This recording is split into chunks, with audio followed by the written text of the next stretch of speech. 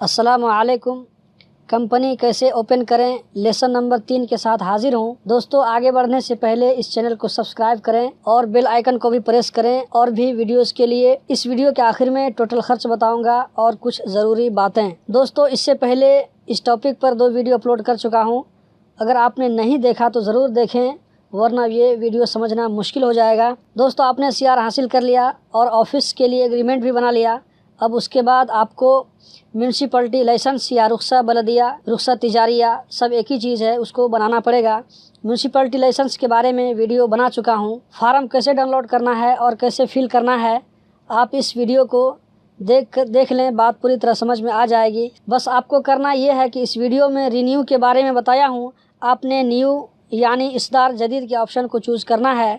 रकम रुख्सा की जगह खाली छोड़ देना है और बाकी सेम टू सेम फिल करना है। सैंपल आपके सामने में है, वीडियो को रोककर आप देख सकते हैं। इसके फिल करने के बाद एक और दूसरा फार्म इकरार इलाका इजारिया को भी फिल करना है, जो इसी वीडियो में मौजूद है। इस वीडियो की लिंक आपको जो वीडियो आप देख रहे हैं इस वीडियो की डिस्क्रिप्शन में मिल जाएगी।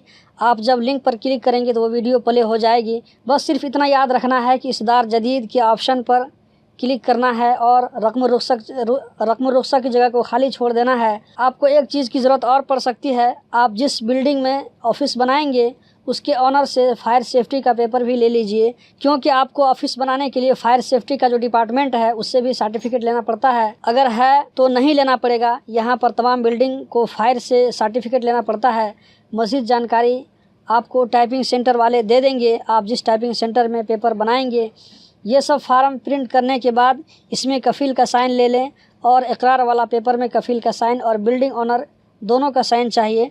इसके बाद इसके साथ में CR की कॉपी, कफ़ील की ID कॉपी, बिल्डिंग ओनर की ID कॉपी, इस ऑफिस का फायर सर्टिफिकेट और सनद मुल्किया मैप रख कर इसको बलदिया में जाकर सबमिट करें। बलदिया में सबमिट करने के बाद रुख्सा बलदिया या म्यूनसिपलिटी का पेपर मिल जाएगा। उसके लिए 1020 रियाल का खर्च आएगा। कुछ ऐसी एक्टिविटीज़ हैं जिसमें ज़्यादा पैसा लग सकता है, जैसे ट्रांसपोर्ट और रियल एस्टेट का। रुख्सा बनाने में ज़्यादा पैसा आएगा। रुख्सा बलदिया या म्यूनसिपलिटी के बनने के बाद कंप्यूटर कार्ड बनाना पड़ता है। कंप्यूटर कार्ड का फार्म कैसे रेडी करना है इसके बारे में वीडियो बना चुका हूँ, डिस्क्रिप्शन में लिंक मिल जाएगी। जब आप नया कंप्यूटर कार्ड बनाएंगे तो कंप्यूटर नंबर की जगह को खाली छोड़ देना है। बाकी सब इस वीडियो में डिटेल से बताया गया है, इसको देख लें, पूरी तरह बात समझ में आ जाएगी। कंप्यूटर कार्ड बनाने में 200 रियाल का खर्चा आएगा। कंप्यूटर कार्ड बनाने के बाद अपनी कंपनी को लेबर ऑफिस से रजिस्टर करना पड़ता है। इसके लिए दूसरा फार्म आता है, आप देख लें, ये फार्म है। यहाँ पर देखिए, सबसे पहले कंपनी का नाम, उसका कंप्यूटर नंबर, CR नंबर, उसका CR बनाने का डेट, म्यूनसिपलिटी नंबर, उसका एक्सपायरी डेट, उसका लोकेशन, ये सब आप देख सकते हैं अच्छे से। इसमें इलेक्ट्रिसिटी नंबर, कंपनी का मोबाइल नंबर, कंपनी का ओनर का नाम, ID नंबर, मोबाइल नंबर। इसी तरह अगर मंदूब है उस कंपनी में, अगर नहीं है तो यहाँ जगह को खाली छोड़ देना है। इसी तरह यहाँ पर नीचे में कफ़ील के नाम डाल करके और यहाँ पर साइन और स्टाम्प लेकर के इसको वज़ारतुल अमल में सबमिट करेंगे, रजिस्टर हो जाएगा। उसके बाद हम वीज़ा के लिए अप्लाई कर सकते हैं। न्यू वीज़ा के लिए कैसे अप्लाई करना है इसके ऊपर भी वीडियो मौजूद है, सिर्फ देखने की देरी है। गालिबन ये वाली वीडियो होगी, ये वाली वीडियो है। इस वीडियो को आप देखकर सीख सकते हैं कि न्यू वीज़ा के लिए कैसे अप्लाई करेंगे। इसकी भी लिंक आपको डिस्क्रिप्शन में मिल जाएगी या इस वीडियो के ख़त्म होने पर मिल जाएगी। वीज़ा के लिए अप्लाई करने के साथ साथ अपनी कंपनी के लिए WPS यानी वर्कर की जो सैलरी ऑनलाइन ट्रांसफ़र करते हैं उस सिस्टम को भी बना लीजिए। वीज़ा जल्दी मिल जाएगा, वरना लेट लग सकता है, महीना भी लग सकता है। तो दोस्तों, एक बार फिर से हम हिसाब कर लेते हैं कहाँ पर कितना पैसा लगा। CR में 5000 मान कर चलिए, रुख्सा बलदिया में 1020 रियाल और कंप्यूटर कार्ड के लिए 200 रियाल। इन तीनों चीज़ों को न्यू या रिन्यू करने के लिए साल में एक बार पैसा लगता है। लेकिन सबसे अहम चीज़ ऑफिस का या दुकान का रेंट है, जो आपको हर महीना देना पड़ेगा। और ये रेंट जगह के हिसाब से अलग अलग है, कोई फ़िक्स रेट नहीं है। जो रेट आप और बिल्डिंग ओनर दोनों मिलकर तय करेंगे वो आपको महीना महीना पे करना पड़ेगा। इसीलिए सोच समझ कर कंपनी ओपन करें। ओपन करना कोई मुश्किल नहीं है, लेकिन चलाना मुश्किल है। जब आप कंपनी ओपन करते हैं तो वर्कर लाने और काम सेट करने तक कैसे भी करके 2 महीना 3 महीना लग सकता है। एक बात मैं अपनी तरफ से बता दूं, ये कि बहुत सारे लोग इस नियत से कंपनी ओपन करते हैं कि कुछ वीज़ा मिलेगा, इसको सेल करेंगे, पैसा आ जाएगा।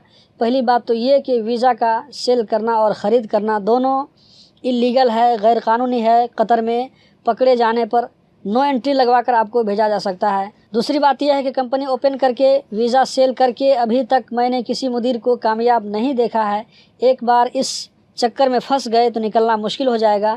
दिमाग हमेशा इसी चक्कर में रहेगा कि इधर से वीज़ा हासिल करना है और किधर सेल करना है। एक बार फिर बता दूं कि कतर में वीज़ा का सेल करना, जिसको हम लोग फ्री वीज़ा कहते हैं, टोटली इलीगल है। ये एक जुर्म है और इसमें वर्कर का इस्तेहसाल होता है। अपनी मेहनत से कंपनी को तरक्की दें। अब वीडियो के आखिर में एक बात और बता दूं उन लोगों को जो इस वीडियो को कतर से बाहर देख रहे हैं। वर्कर आने के बाद सबसे पहले उसका मेडिकल होता है, उसके लिए 100 रियाल है। फिंगर फ्री होता है। मेडिकल के बाद लेबर कॉन्ट्रैक्ट बनाना पड़ता है, उसके लिए लेबर ऑफिस का चार्ज 60 रियाल है। और 1 साल का इकामा के लिए ऑनलाइन 1220 रियाल है। बाकी कुछ टाइपिंग का पैसा आएगा, मतलब 1500 रियाल में सब कुछ हो जाएगा। इसलिए बता रहा हूँ कि दूसरे मुल्कों में इकामा का पैसा ज़्यादा आता है। जब मैं सऊदी गया था तो मेरे इकामा का पैसा 1 साल के लिए 4500 रियाल आया था। इस लिहाज से कतर इज़ द बेस्ट। यहाँ पर और कोई मंथली एक्स्ट्रा चार्ज भी नहीं लगता है। तो दोस्तों, ये थी आज की वीडियो। उम्मीद करता हूँ ज़रूर पसंद आई होगी। अगर पसंद आई तो ज़रूर इस वीडियो को लाइक करें, कमेंट में अपनी राय लिखें। तो मिलते हैं एक और इन्फॉर्मेटिव वीडियो के साथ। अल्लाह हाफिज़।